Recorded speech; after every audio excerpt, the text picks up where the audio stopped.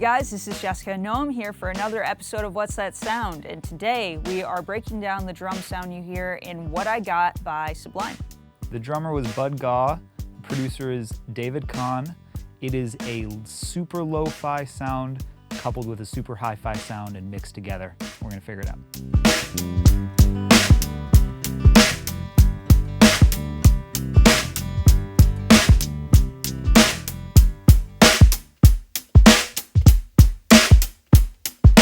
For our drums, we used a Ludwig Vista-like kick drum stuffed with a blanket. And for our lo-fi drums, we used the Anton Fig Yamaha signature snare drum. And for our hi-fi setup, we used a Ludwig Acrolite. And for our hi-hats, we used Zildjian 14-inch case widths. To play this song, we wanted to keep the hi-hat volume a little lower. So instead of using a traditional stick, I used hot rods on the hi-hat. And we also put a little bit of cloth on to help dampen that.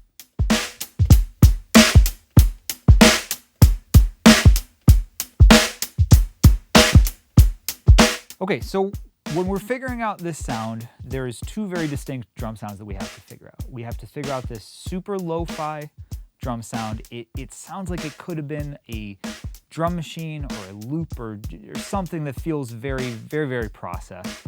And then we have this higher-fi sound that is much less processed, but also like very unique and kind of splatty and interesting in its own way. We have to figure out those two things separately, and then we have to figure out how they work together, right? These drums are at varying times in the song, they are separate and then they are together, and they have to work in both instances.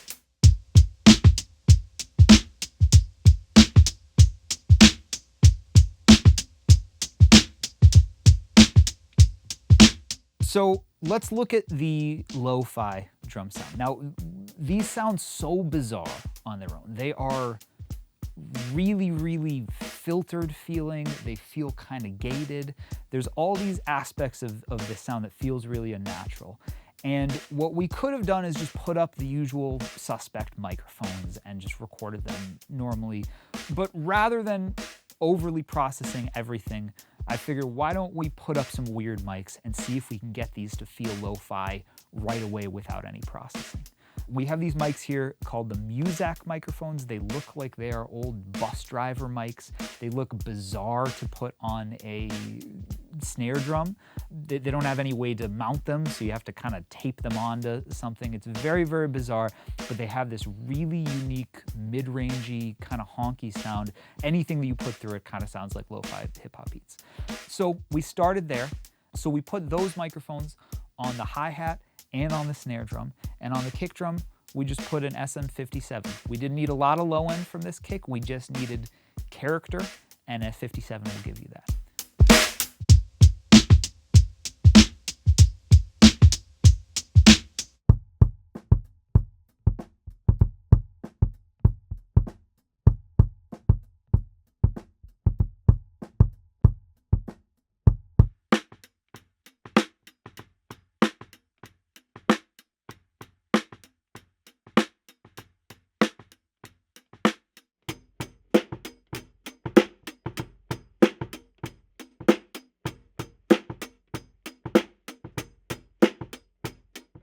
So when we go to process these mics, we know that we need noise gates on them, right? They sound gated, they sound very, very distinct, right? There's not like this constant room tone going through them. They sound really, really separate from each other, possibly because they were just samples that were recorded into a drum machine or something like that. But to emulate that, we put pretty heavy-handed noise gates on everything.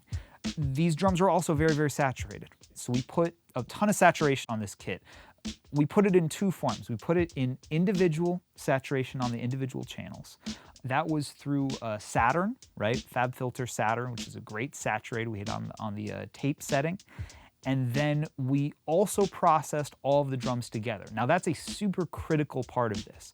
When you look at old hip hop samples and stuff like that, generally people would get these drum breaks and drum loops and things like that, and they would not have individual kick and snare and hi-hat and anything like that, right? They would just have the whole thing together. Oftentimes it would come off of a vinyl record. So that means that inherently already everything is getting smushed through the same medium, vinyl, something like that.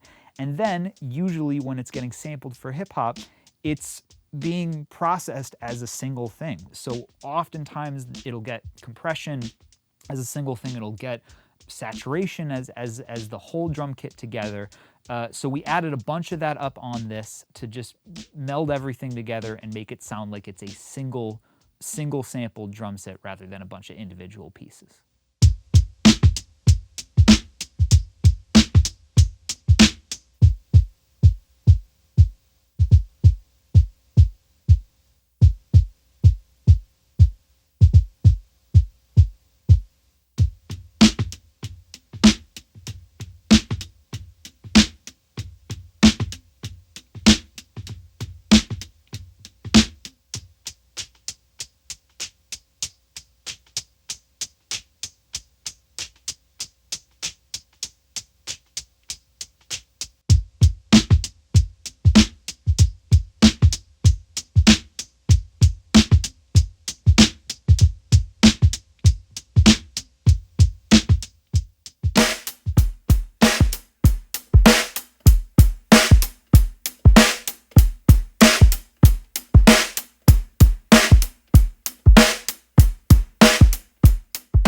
Then we move on to the hi-fi kit. Now this is a much more traditional drum sound. It's kind of unique in that it's very splatty, right? A lot of that has to do with just the way that the drum is being tuned. We're very, very specific about the length of the drum. We did that through how tight we have the snares. We're doing it through how much physical stuff we're putting on the snare. But the real thing that makes this drum sound interesting is the length of the snare has something really unique to it.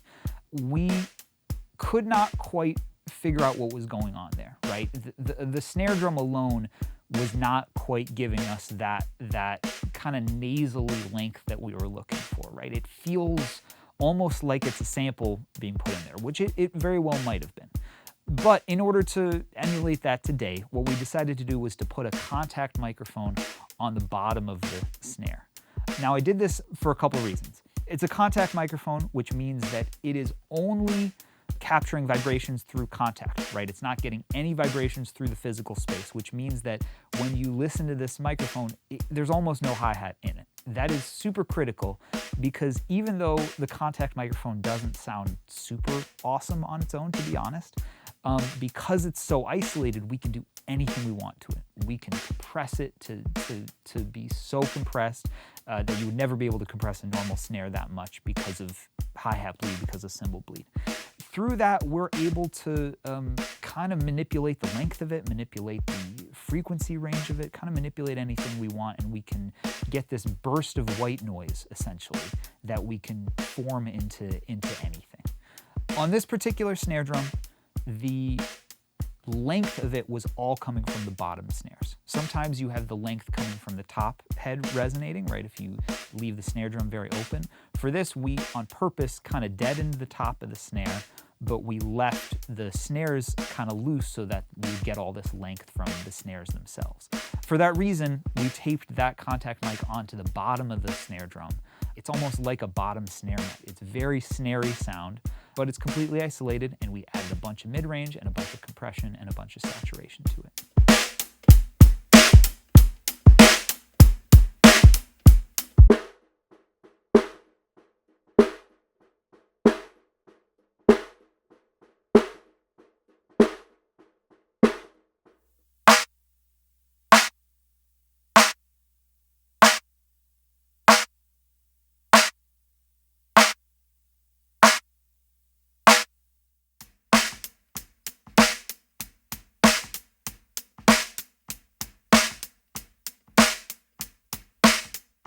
So to round out the rest of the snare, we put a Beyerdynamic 201 on the top. It's a great sounding hypercardioid microphone, rejects hi-hat really, really well.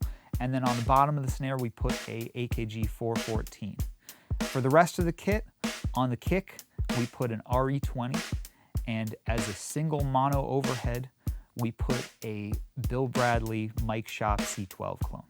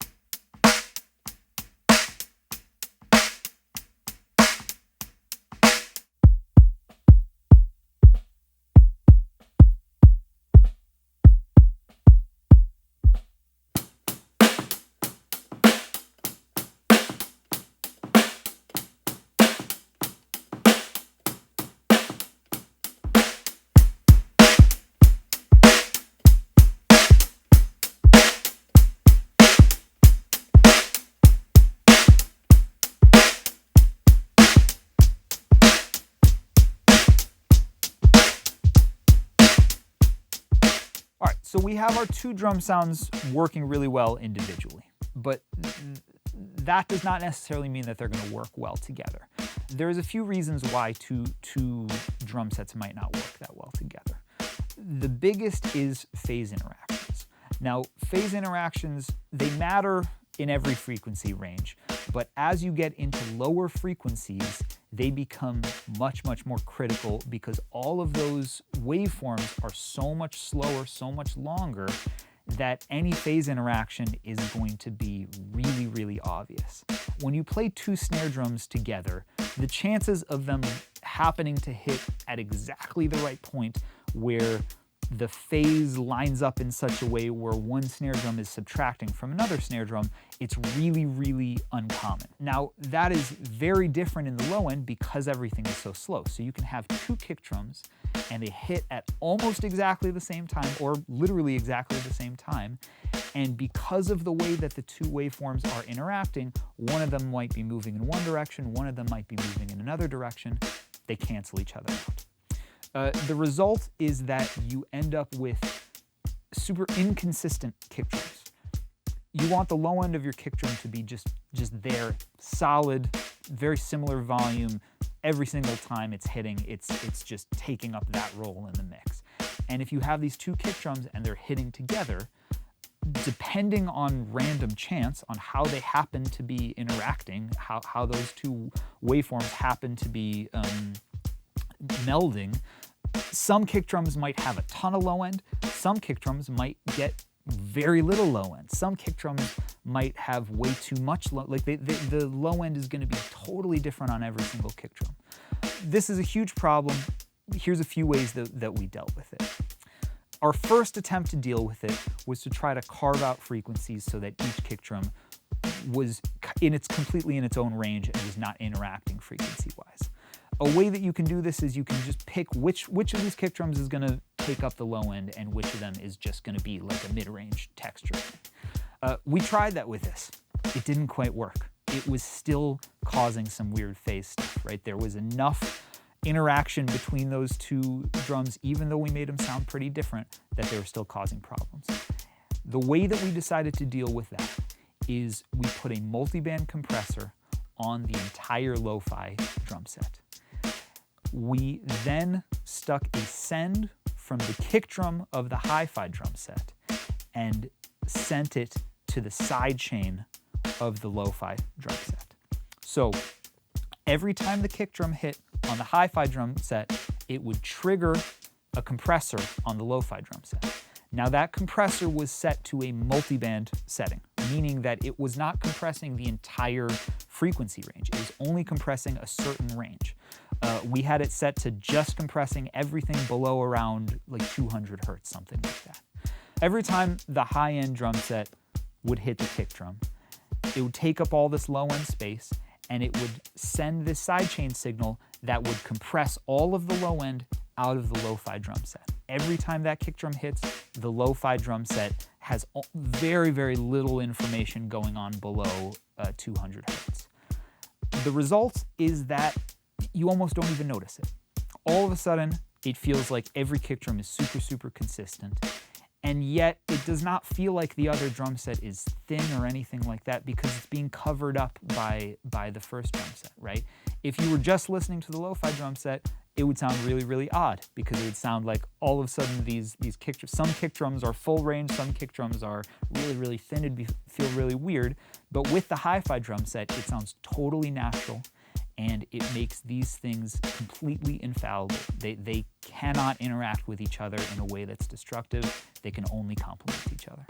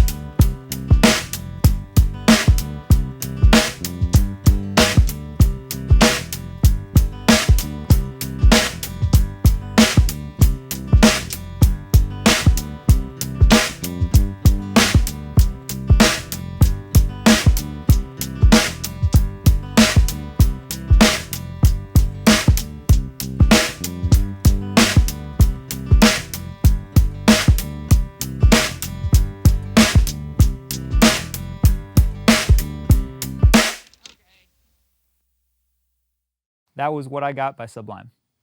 Thank you so much for watching, and as always, please let us know in the comments what other songs you'd like to hear us break down. We'll see you next time.